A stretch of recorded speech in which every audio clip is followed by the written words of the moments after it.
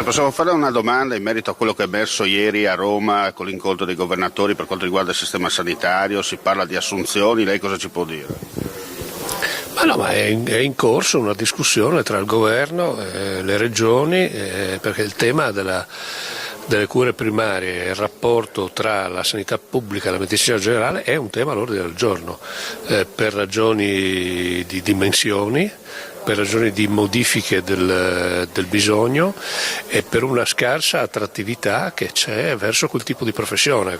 Questo è un problema che va risolto in maniera laica, senza immaginare che qualcuno abbia ragione rispetto ad un altro, però l'evidenza che si semplifica, manca il medico di medicina generale, ma non è che